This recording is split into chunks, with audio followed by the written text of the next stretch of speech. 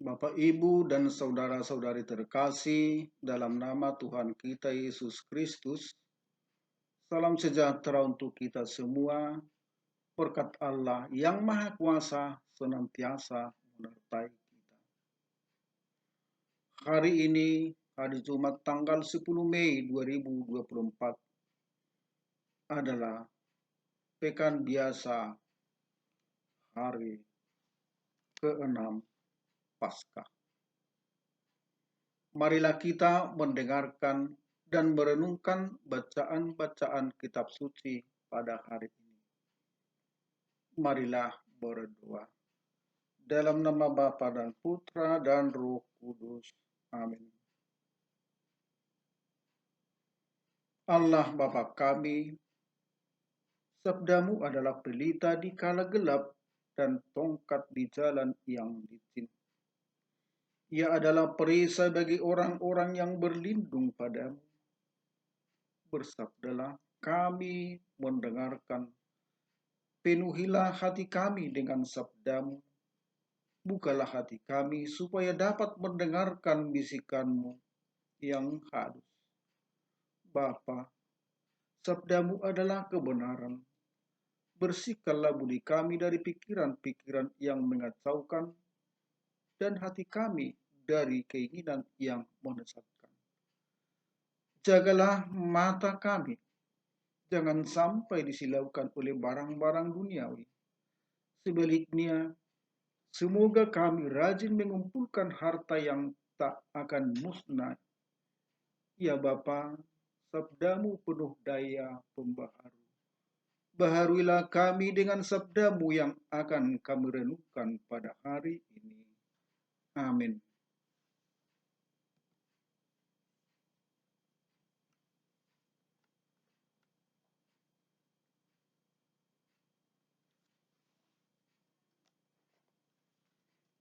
Bacaan pertama, pembacaan dari Kisah Para Rasul bab 18 ayat 9 sampai dengan 19. Pada suatu malam berfirmanlah Tuhan kepada Paulus di dalam suatu penglihatan, jangan takut, teruslah memberitakan firman dan jangan diam, sebab aku menyertai engkau dan tidak ada seorang pun yang akan menjamah dan menganiaya engkau, sebab banyak umatku di kota ini. Maka tinggallah Paulus di situ selama 1 tahun 6 bulan, dan ia mengajarkan firman Allah di tengah-tengah mereka.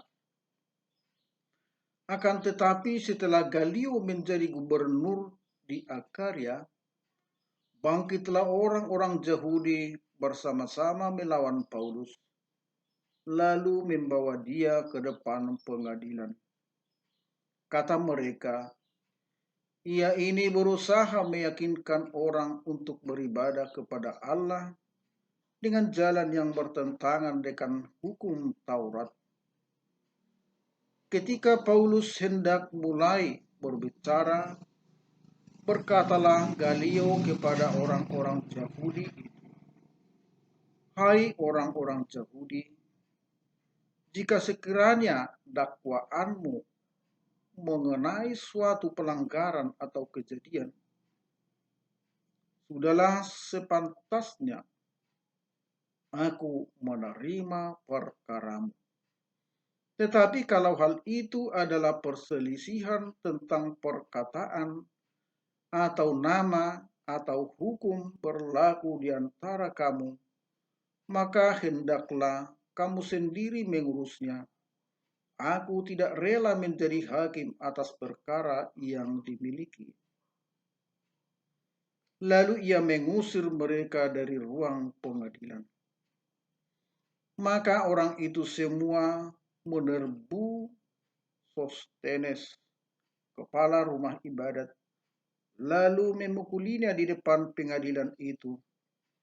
Tetapi Galio sama sekali tidak mengkeraukan hal itu.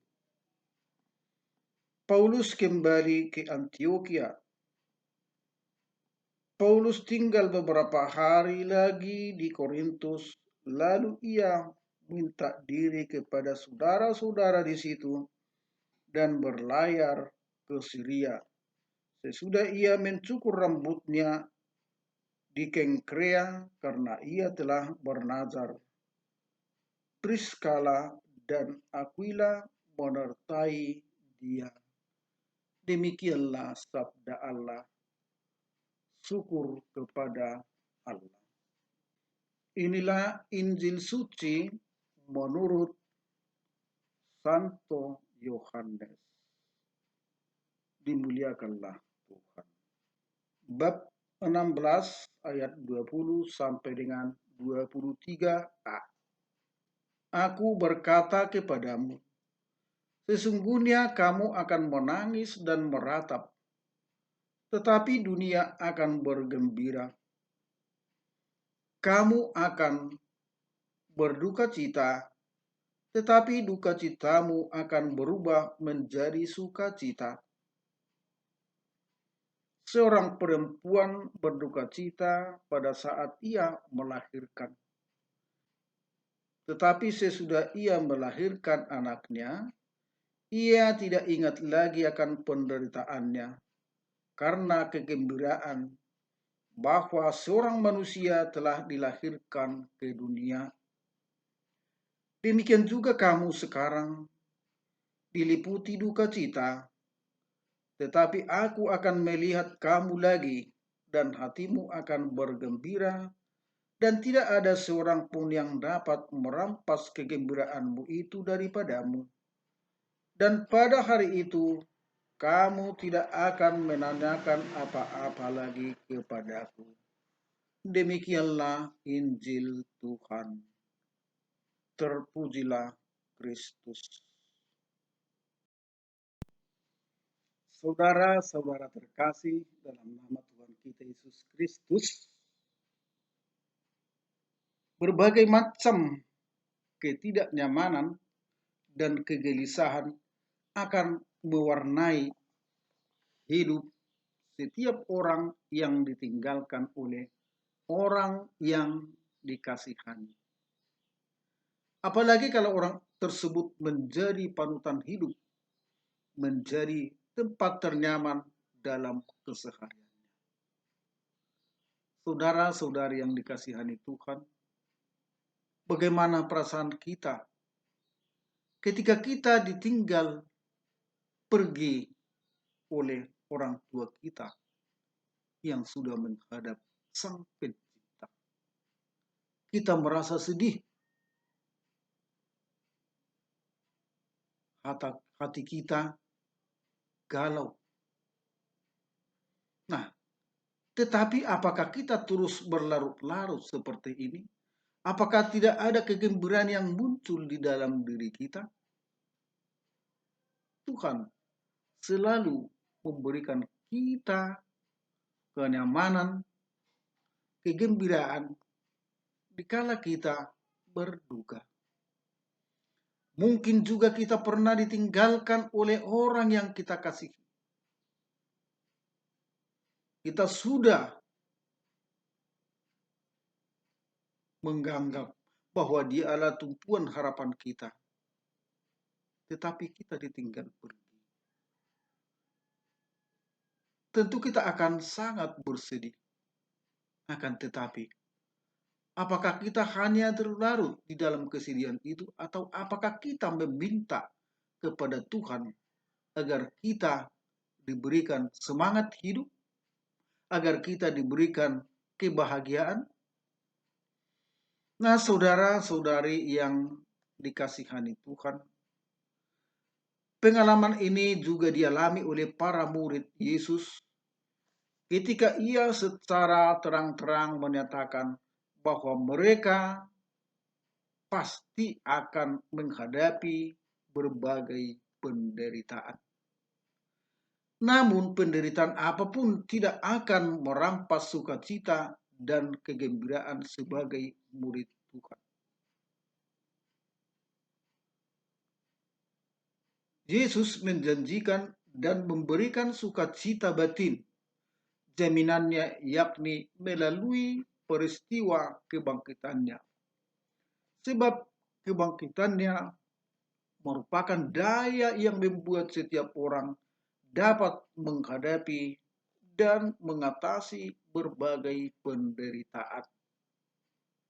Bahkan maut sekalipun. Melalui pewartaannya,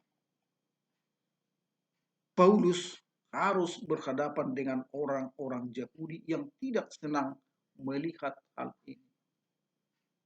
Dalam bacaan pertama tadi jelas kita lihat bagaimana perlakuan orang-orang Yahudi terhadap Paulus ketika mewartakan kabar gembira atau Injil kepada orang-orang Yahudi. Dan bagaimana pula penyertaan Tuhan kepadanya? Apakah Tuhan lepas tangan? Saudara-saudara yang dikasihani Tuhan, baru-baru ini juga sangat viral kita dengar bagaimana peristiwa yang terjadi di Tangerang Selatan. Seorang yang katanya ketua RT memprovokasi orang-orang di sekitarnya dan membubarkan sejumlah manusia yang berdua rosario di tempat mereka. Mereka diusir, dihina, dimaki, bahkan dianiaya. Sehingga sampai ada yang terluka. Saudara-saudara yang dikasihani Tuhan, kalau kita mengalami hal seperti ini, apakah kita menjadi manusia yang menyerah? Apakah kita lalu meninggalkan Yesus yang sudah mengutus kita untuk mewartakan kabar keselamatan? Bacaan Injil pada beberapa hari yang lalu menegaskan di sana bahwa kita memang harus menderita, disiksa, dihina, karena Yesus sendiri yang kita wartakan. Dan ini jelas terjadi, termasuk pada peristiwa yang terjadi terhadap pembubaran mahasiswa yang sedang melakukan doa rosario. Paulus diancam dan dihadapkan pada penderitaan. Namun melalui kuasa penguasa Romawi, Allah membebaskan Paulus. Saudara-saudari yang dikasihani Tuhan, dalam amanat perpisahannya, Yesus benar-benar menyadari situasi yang akan dialami oleh para muridnya, yaitu ketidakpastian, kebingungan, kecaman, penderitaan, bahkan penuh duka cita dan ketakutan. Dengan tegas Yesus berkata, sesungguhnya kamu akan menangis dan meratap, tetapi dunia akan bergembira. Kamu akan berduka cita, tetapi duka citamu akan berubah menjadi sukacita. Dalam situasi inilah Yesus hadir untuk mendampingi mereka yang setia kepadanya. Sebagaimana Rasul Paulus yang mengalami penglihatan di Korintus, yang mau mengambil risiko dalam setiap peristiwa hidupnya. Saudara-saudari yang dikasihani Tuhan, sabda Yesus dan sikap Paulus kiranya memberikan inspirasi bagi kita untuk berani dan bijaksana menghadapi segala penderitaan iman terlebih dahulu melalui pengalaman konkret dalam hidup kita sehari-hari. Kita dipanggil, kita diajak